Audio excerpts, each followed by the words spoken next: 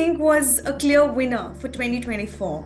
The Bharatiya Janata Party, Congress, or do you think the Indian voters? I think yes, that's a very clear answer. Along with women, Dalits are going to be a big force, and particularly young, educated, and aspirational Dalits. They are going to be Absolutely. those who uh, will Yeah. fashion our politics in the months to come. Will it become too early to say, too premature to say all this? But still, I'm going to say it that will it become a Modi versus Priyanka? So, do you think next year would also be really decisive for India bloc to understand who is going to hold them together? The Congress just needs to knuckle down to work. Unless it rebuilds its organization, nothing is going to change for it.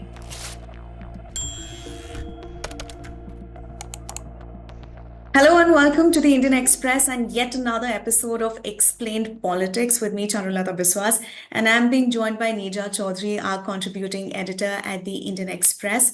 In today's episode, which is the last episode of 2024, Neja will be unpacking all the unexpected twists and turns and all the surprises in the Indian political landscape. And I must say that 2024 was a year of election.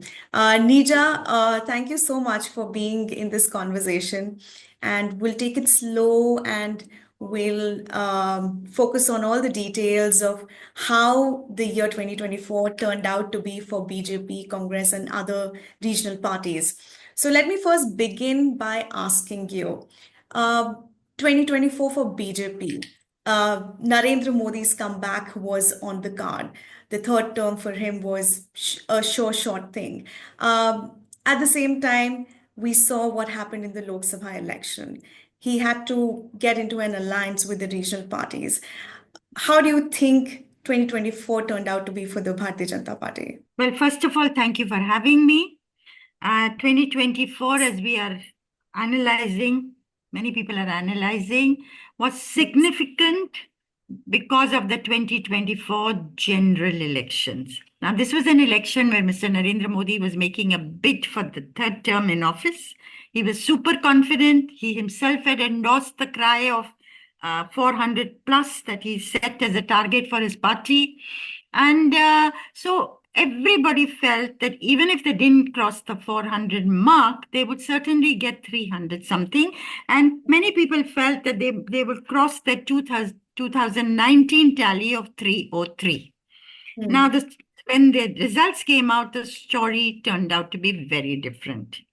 They got 240 seats, short of a majority on their own, and have to rely on the support of allies, regional parties, like the Janata Dal U, TDP, LGP, and so on, to get the majority. Now, the mandate itself was very interesting.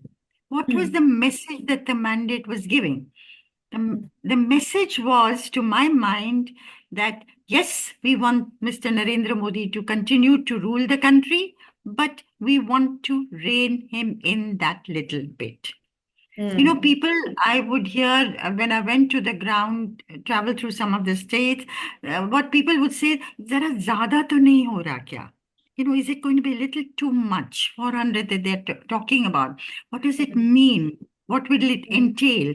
And like the Dalits got the message because of the opposition promoted narrative that 400 plus would mean change in the constitution written by Baba Sahib Ambedkar, their icon, and may go on to end reservations that the constitution provided them.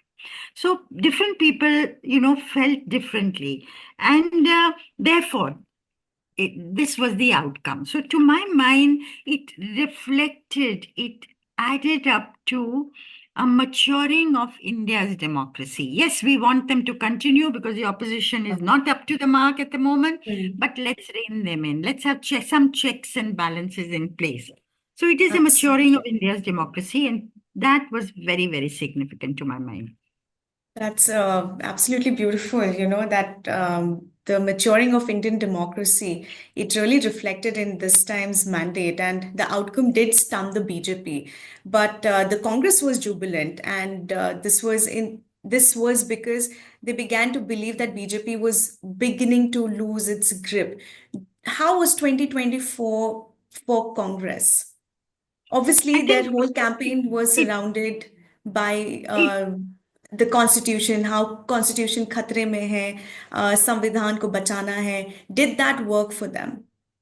well, it was certainly it brought good tidings for them because they almost doubled their tally. They went up to 99, one short of 100, and now with Priyanka Gandhi Vadra coming into the Lok Sabha, they are at that 100 mark. So it showed two things. Yes, that the narrative had worked about the constitution being in danger. And two, that at the ground level, because the Congress doesn't have much of an organization now in the country. And yet at the ground level, somewhere, people wanted the party to revive because they wanted a force counter to that of the BJP. But the Congress overread that mandate. They thought they were almost home and dry in the way they acted, of course, very elated. And Rahul Gandhi came to life in a new way, his speech in parliament, and that they were going places very soon they would be in power again. Which is fine, which is very good to have that kind of a strong opposition presence, strong opposition voice in parliament is very, very important for any parliamentary democracy. But as I said, they probably overread it because or they were laid back, or they took it for granted, or they didn't put their best foot forward after that, resting on their laurels. And what happened in Haryana, where people for a long time had felt, the change would come. There was so much anti-incumbency. And suddenly in Haryana, the BJP bounces back to power and the Congress is defeated. Now, how did they get that, wrong? And I think probably there has not been enough of an analysis even now.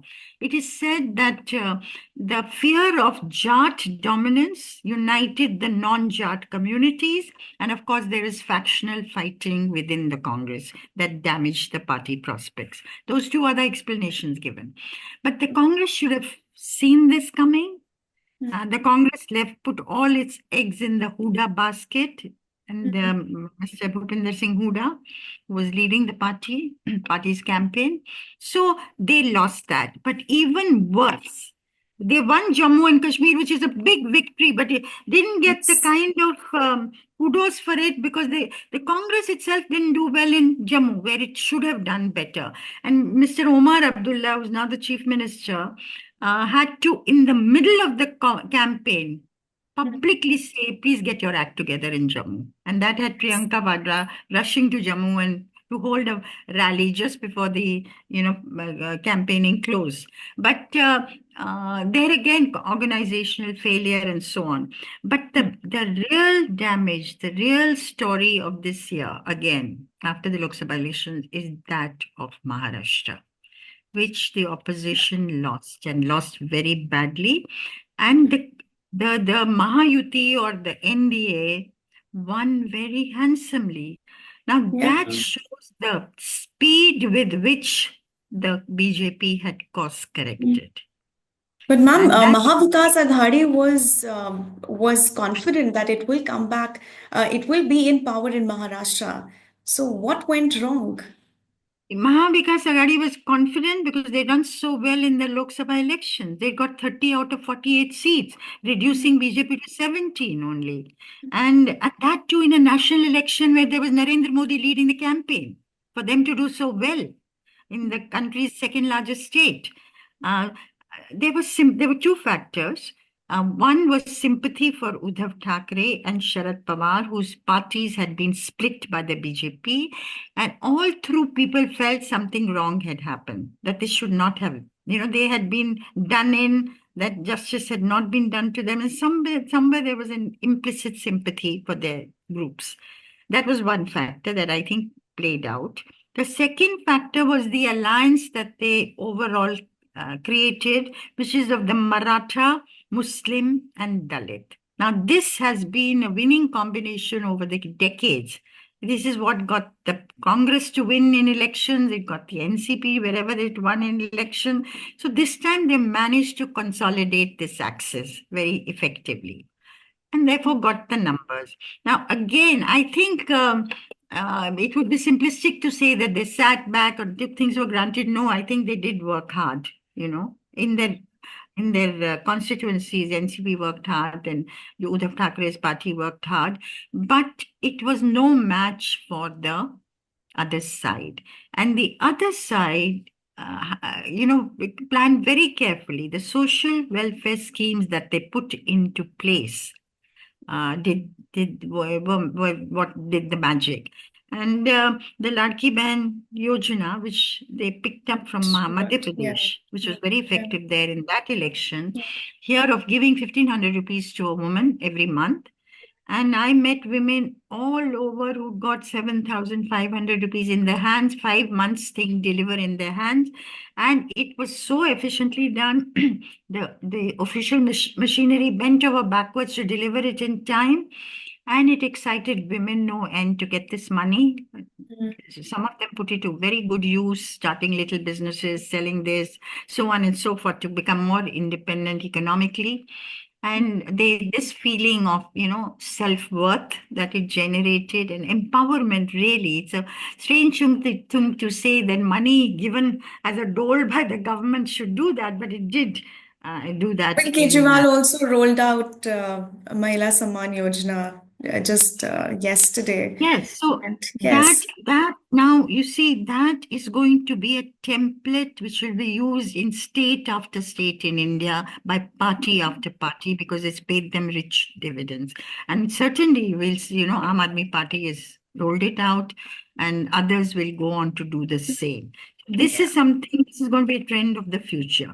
for 2025, we are looking at women Absolutely. voters who Because are there are going to only two be game elections. changer. Yeah.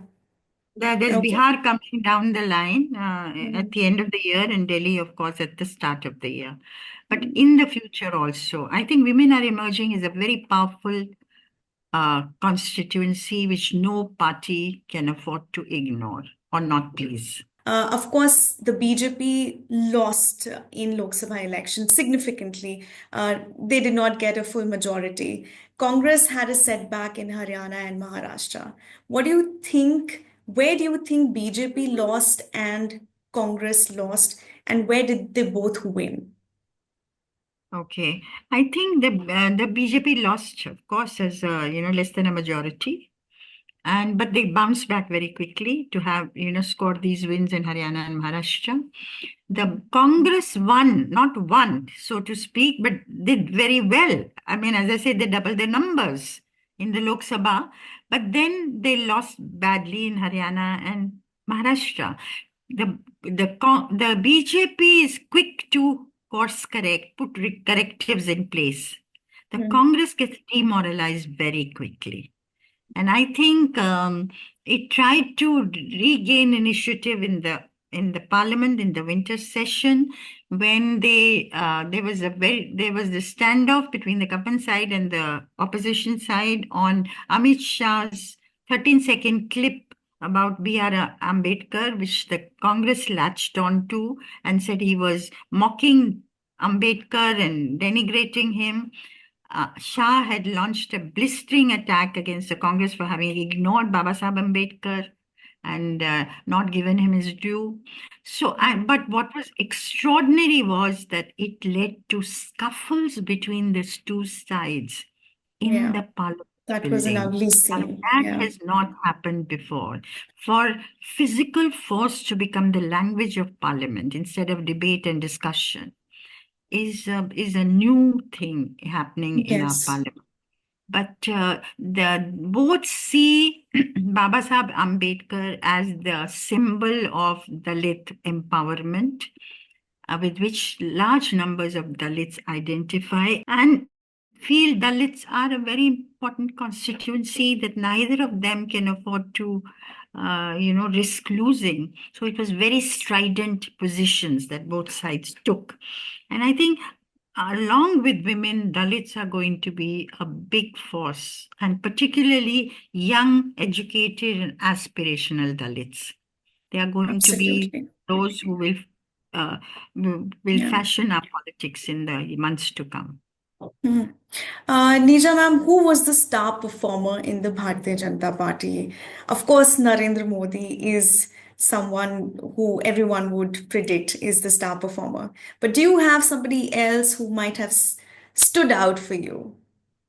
Well, I would say yes, of course, the Prime Minister is there, the Home Minister is there. The Home Minister virtually is running, for all practical purposes, playing a very important part in running the government.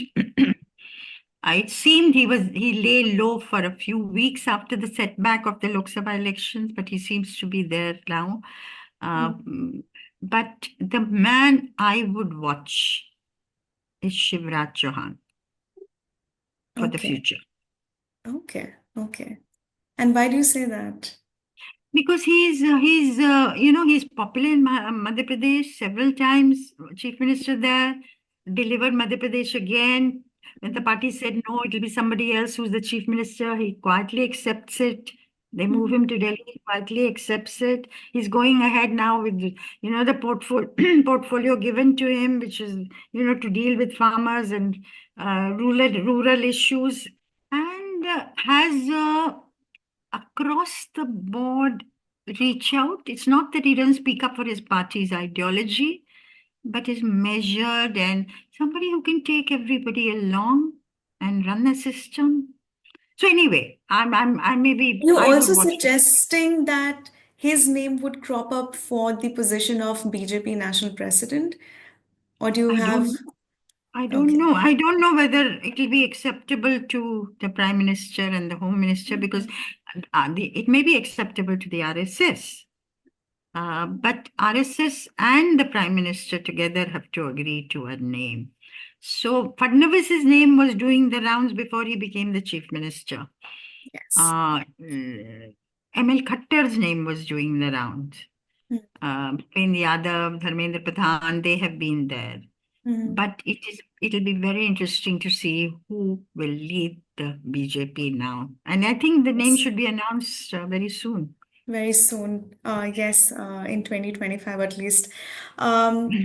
Coming to Congress, who do you think performed or outshined everybody in the Congress party this year? The star performer. It's very difficult to zero in on star performance because it's this and that, it's good and bad, and Yes, it's a whole year you're looking at. Um, it's a tough call, but pick it's a a name. tough one, and it's like a question saying, please give marks out of 10. How many will you give? And if you're not a teacher, that's a very tall order. But I would look at Kharge is a very, even-handed, kept Mhm. at it, Mhm. on the offensive, Mhm. held up the mirror to the government Mhm. repeatedly, walked Mhm. in step with Rahul Gandhi at every Yeah. turn. Yeah. So it was but of course, he did not accept the chairmanship of India Bloc, which was offered to him in January this year. Mhm. Either it was not formalized or whatever happened anyway. But towards the end of the year, I would look at Priyanka Gandhi Vadra. Her Yes. entry into Lok Sabha and her speech in the Lok Sabha and during the session on the Constitution, where she was very measured, very sharply articulated, attack on Yes. the government, but cool, no personal attacks. So I thought her maiden speech was very good. Okay. And then, of course, her What did you optics, think the about, optics, yes, her, the bags about the Jola Palestine, that she carried? Hindus Yeah. in Tote bag. Bangladesh and their attack. That's a very imaginative thing. Now, you can say this is not the way to do politics, but this is an age of optics, and younger people are drawn by all this. So she was making her point. You can agree with it or not. But I would also watch her very carefully. Her trajectory in the future. Will it become too early to say, too premature to say all this, but still I'm going to say it that will it become a Modi versus Priyanka battle Wow. in months to come? Again, something I Okay. look out for. Watch. Okay. But that coming from you is something really substantial. Do you think Priyanka Gandhi Vadra has now become the Congress's national face? Not She's an officially, of course. not official. You see, Yeah. much will depend on whether she's allowed to play that role. Not even Mm, play that role, allowed to grow into that role. mm, She is, there may be many things we can fault her for many things. Um, but she is a natural and she thinks on her feet politically. mm, mm. Okay. I would say, let's see. Let's see. The Let's see. initial days in Absolutely. Parliament showed promise. Okay. Coming to Otherwise, Congress, if yeah. you were to ask me overall about the Congress just needs to knuckle down to work. Unless it rebuilds its organization, nothing is going to change for it. And this Absolutely. organization has been dying for a very long time. Yeah. Congresses don't know or don't want to work hard anymore. They are no match for the other side, who are 24 Mhm. by 7. It's a new Mhm. breed of politicians India has Mhm. seen for the last 10 years. So unless they do that, Mhm. and unless they can successfully work with their allies in India, effectively work with their allies, I mean, I don't see a threat to Modi in the next year, 4.5 years. But the people of India, from the election results, do want a strong opposition. It seems they want the Congress to revive, but the Congress has to get its act together, its narrative right. Absolutely. And since you have talked about how the opposition needs to come out as a strong united force, India bloc is still struggling to finalize or, to understand who is going to lead them. And Mamata Banerjee came out as someone who could lead India bloc. So do you think next year would also be really decisive for India bloc to understand who is going to hold them together? Yes, I think it's going to be decisive, though there are not the elections. Of course, the Bihar election is very critical for India bloc because the RJD and the Congress are together. In Delhi, Arvind Kejriwal is making a bid for a third term, and there's no alliance with the Congress. In fact, his future will depend on the Congress, not so much on the BJP. It will depend on the extent to which the Congress revives in Delhi. If it revives up to 9-10%, I'm told, then it's problem for Kejriwal. If it stays down and doesn't revive, then it's good news for Kejriwal. Hmm. Do you think Delhi is going to give Aam Aadmi Party the votes that they need right now in the Look, Delhi I said, Assembly? much depends on the Congress. Does Hmm. the Congress come and revive and become the third party of consequence, in which case Kejriwal is likely to be in trouble. Kejriwal's hold in the Jhuggi Jhopris and amongst the poor still remains. But in the middle class, there is a disaffection with the party. And also, apart from saying what he has done over the years, there is no new narrative coming from them. They said, we've done this, judge us by this. But Indian voter is all the time, it's a case of Dil Mange More all the time. So that narrative and his own personality and will it cut ties? Yes, with the poorer sections, yes. But does he need more than that? And BJP also, this is the best chance the BJP also has. Hmm. So it's going to be a Okay. very interesting contest in Delhi. Okay, so that's something to look forward to in 2025. Down south, we saw BJP trying to make inroads, and it was a fierce competition between the Congress and the BJP. How do you assess how both the parties did along with the regional parties down south? I think, BJP tried very hard in Tamil Nadu, if you recall. Hmm. And they felt Yeah. they will With get seats. Annamalai spearheading the Annamalai in BJP's the saddle. campaign. Yeah. And he's a hard worker. He's a very promising leader. Yeah. So I think the BJP is trying to spread its wings. It will take time in the south. Tamil Nadu, probably more time than in the other states. Karnataka, of course, it has its eyes on. In Kerala, also they worked very hard, but they know it's going to take time. But that doesn't mean they are not working away in the south because they would like their presence in the southern part of the country. Of course, in Andhra Pradesh, TDP has come, so it's an ally. Telangana, Congress has come back. So in South is overall, not the BJP's. At the moment, if you go by the governments, not where the BJP has been able to make a mark.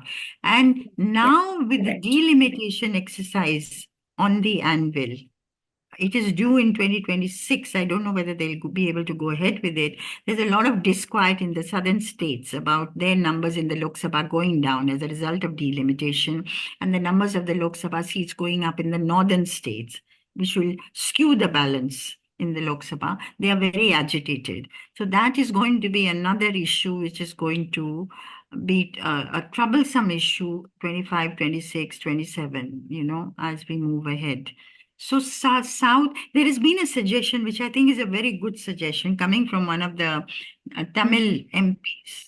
No, one of the Tamil MPs who suggested, because of the pollution in Delhi, that one of the sittings of the parliament should be held in the south, in one of the southern Wow. states. I Okay. think it's a very good idea. Pollution or no pollution, to have one sitting of parliament in one of the southern capitals Yeah. would be a wonderful Yeah. idea, because it will, it will bring the south, it'll reflect the southern concerns so much more in parliament, and Yeah. that can only be good for parliamentary democracy. Yeah. That's great. That's great. So, who do you think was a clear winner for 2024? The Bharatiya Janata Party, Congress, or do you think the Indian voters? I think yes, that's a very clear answer. The BJP lost and then gained, the Congress gained and then lost, and the Indian voters Zindabad.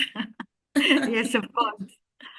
Yeah. Yes, yes. Thank you so much, Neerja, for joining me in this conversation. And I'm very thrilled to be doing this conversation with you every week. And 2025 again, we'll have fresh episodes coming in. And to all the viewers, if you like this video, don't forget to like, share, and subscribe to our channel, and leave your comments below. And if you have anything that you want us to discuss about, let us know in the comments. And thank you so much for watching, and have a happy new year.